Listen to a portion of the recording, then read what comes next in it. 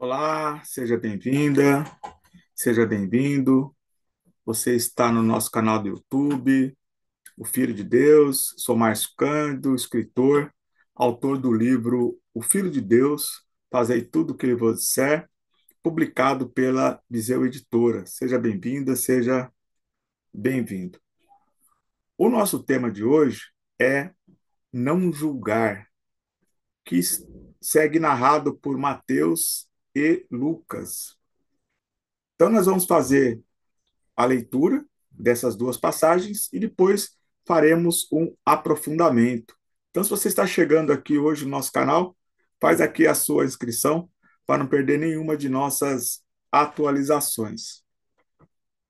Então, vamos primeiro aqui as narrativas de cada um dos evangelhos e faremos isso em nome do Pai, do Filho e do Espírito Santo. Amém. Que Deus esteja conosco. Mateus capítulo 7, versículo de 1 a 5.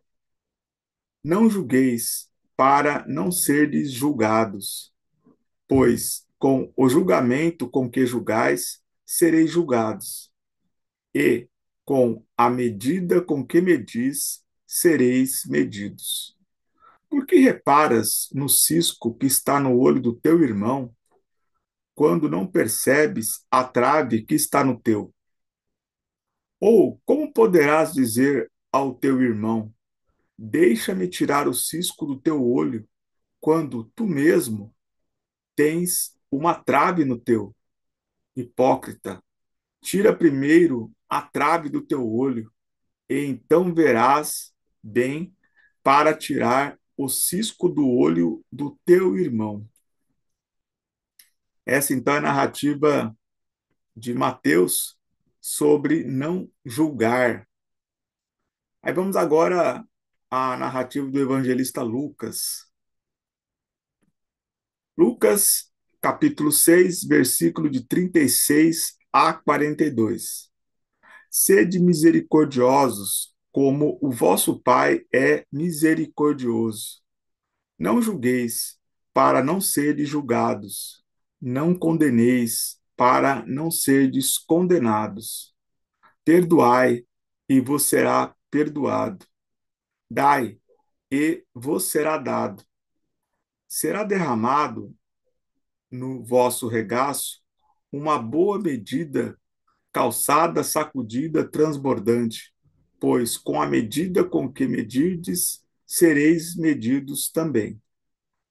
Disse-lhes ainda uma parábola. Por acaso um cego guiar outro cego, não cairão ambos num buraco? Não existe discípulo superior ao mestre. Todo discípulo perfeito deve ser como o mestre. Por que olhas o cisco no olho do teu irmão e não percebeis a trave que há no teu? Como podes dizer a teu irmão: irmão, deixa-me tirar o cisco do teu olho, quando não vês a trave em teu próprio olho?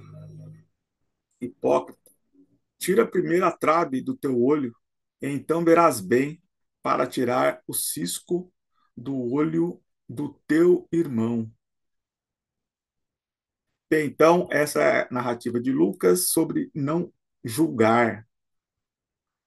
Bem, lembrando que nós estamos fazendo aqui no nosso canal um estudo dos quatro evangelhos de Cristo: Mateus, Marcos, Lucas e João, onde nós comparamos as passagens sobre o que cada evangelista narrou sobre a mesma passagem.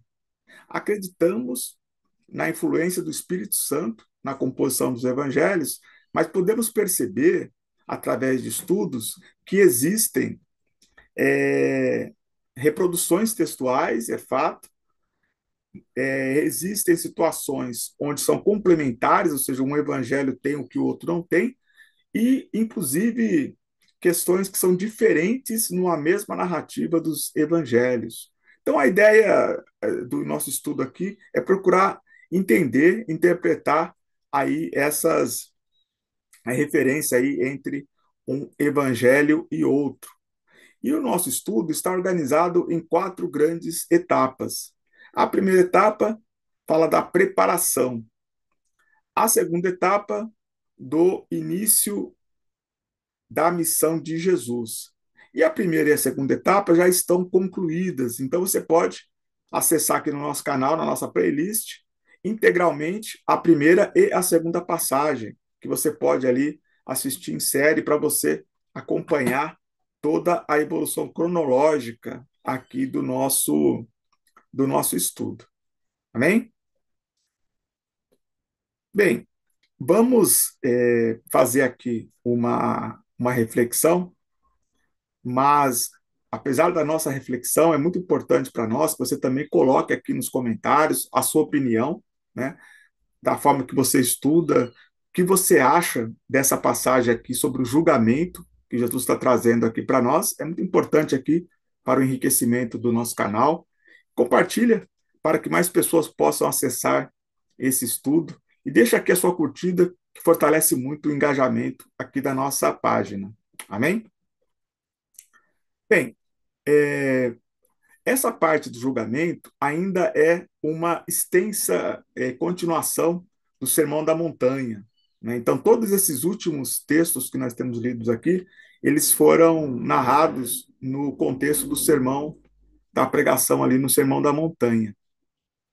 E aí foi uma série de ensinamentos muito preciosos aí nesse momento ali do Sermão da Montanha, e hoje nós estamos falando especificamente da parte em que nosso Senhor fala do julgamento. E por que que Jesus ele vai dando tanta evidência para a questão do julgamento? Então, primeiramente, que o nosso juiz supremo é Deus, né? Então, a história já começa com que o juiz da humanidade é Deus. O julgamento supremo vem de Deus. E depois era o uso que as autoridades religiosas faziam do julgamento.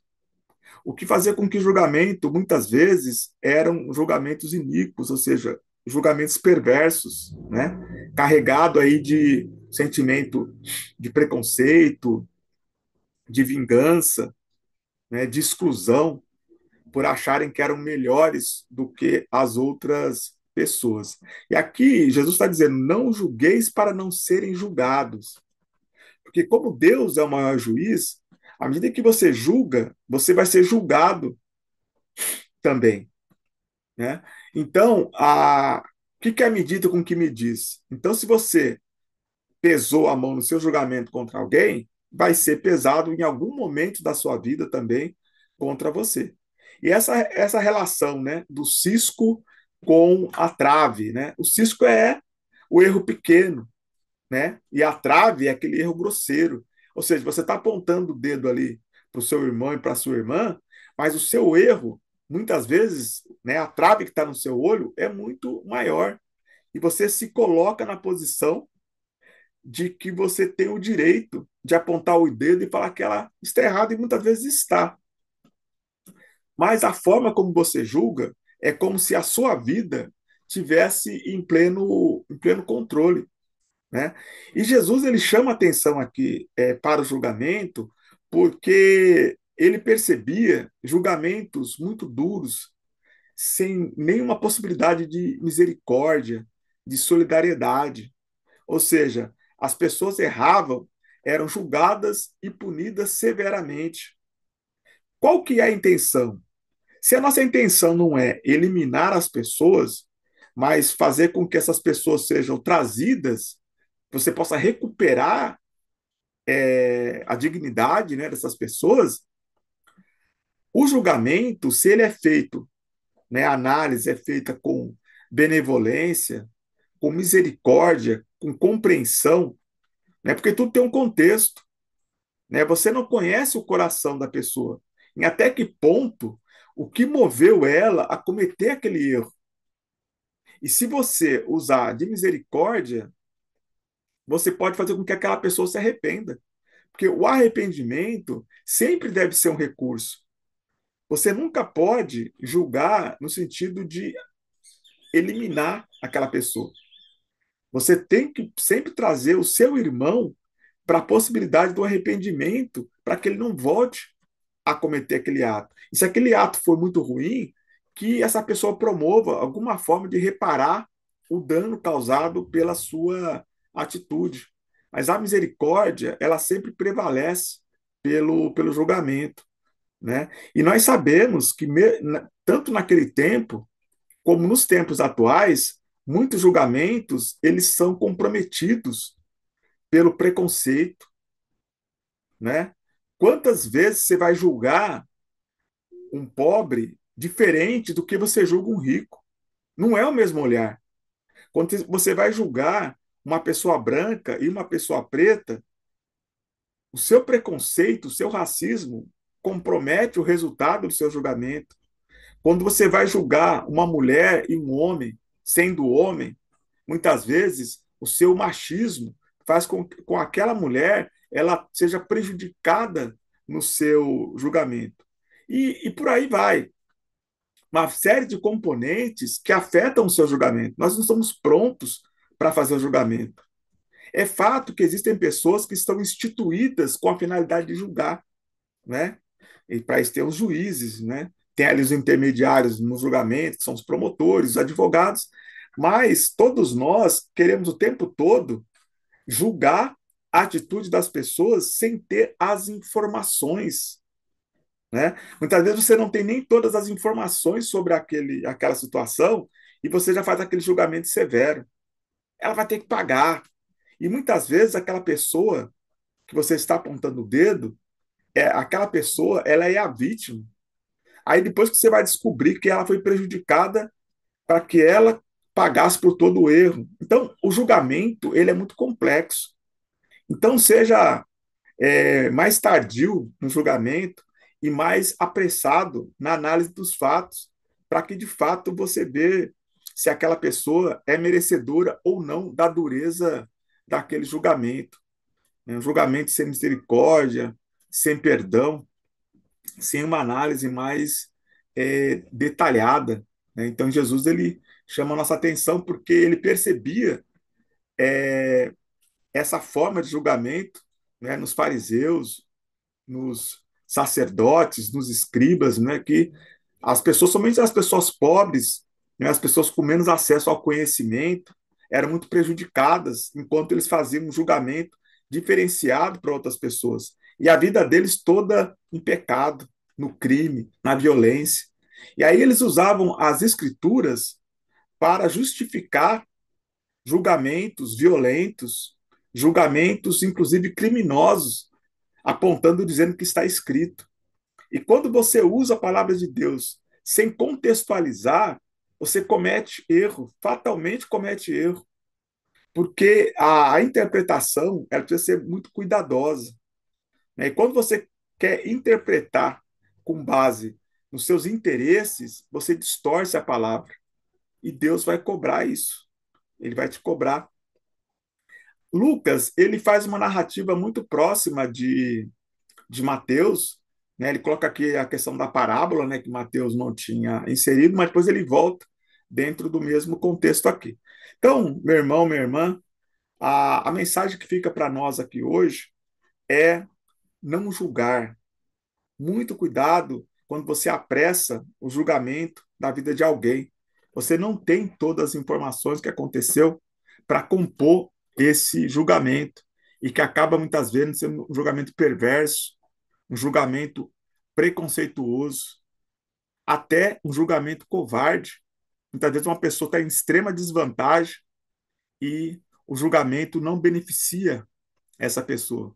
E muitas vezes a pessoa acusada de ter cometido crime pode ter sido criminalizada por conta da sua condição de vulnerabilidade.